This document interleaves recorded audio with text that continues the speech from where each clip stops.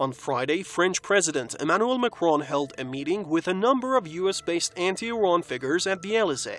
Among them, Masih Alinejad, who has for years led an anti-Iran campaign from the US. In the meeting, Macron described the recent riots in Iran as a revolution. Tehran strongly condemned the meeting, with the foreign ministry slamming it as a flagrant violation of France's international responsibilities in the fight against terrorism and violence. Iran's foreign ministry spokesman Nasser Kanani dismissed Macron's praise for an anti-Iran activist as regrettable and shameful. Kanani said it's surprising that the president of a country that advocates freedom would degrade himself by meeting a dissident who has tried to spread hatred and carry out violent and terrorist acts both inside Iran and against Iran's diplomatic missions abroad. Western media try to portray Masih Alinejad as an activist.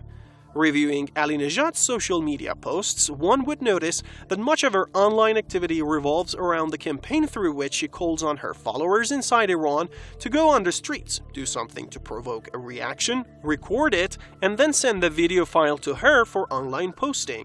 She calls the campaign "My Camera is My Weapon," a campaign hoping to achieve polarization, confrontation, and hatred in Iranian society.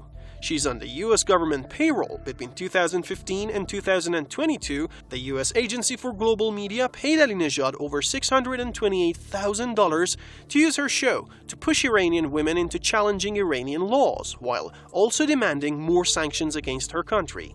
She has been living in the US for the past decade, working as a full-timer for Voice of America Persian, a media outlet directly funded by the US government, made to capitalize on harmful narratives in favor of Washington's interests.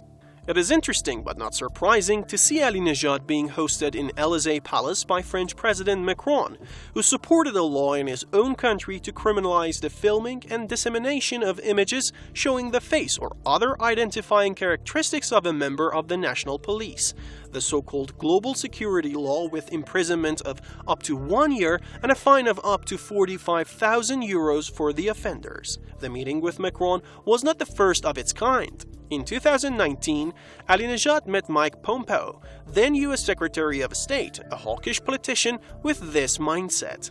I was the CIA director. We lied, we cheated, we stole. It was like we had entire training courses.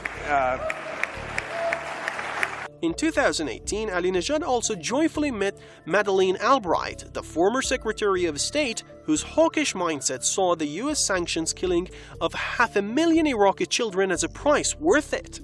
We have heard that 500,000 children have died. I mean, that's more children than died in Hiroshima. And you know, is the price worth it?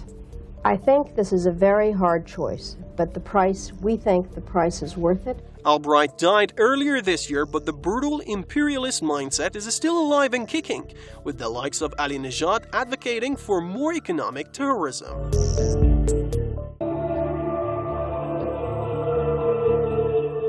The organizer of the meeting between Alinejad and Macron is the New York-based Justice for Kurds group.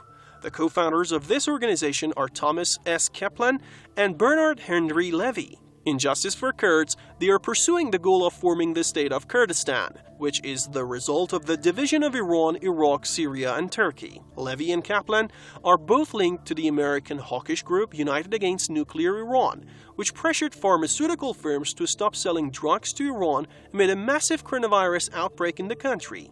Levy is a member, while Kaplan is one of the main funders of the group. Levy and Kaplan have lobbied for the interests of Saudi Arabia and the UAE to sanction Iran. Also, in 2019, a report revealed that Saudi Arabia and the United Arab Emirates had paid over $35 million to the UANI and its sister organization, the Counter-Extremism Project, over 2 years.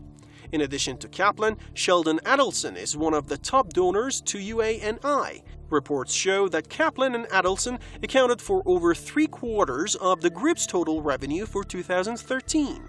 The UANI is one of the organizations that Tehran imposed sanctions on in late October for committing human rights violations, interfering in Iran's internal affairs, instigating violence and riots in the country, encouraging acts of terror, countering Tehran's moves in attempts to fight terrorism, and mounting pressure on the Iranian nation amounting to economic terrorism.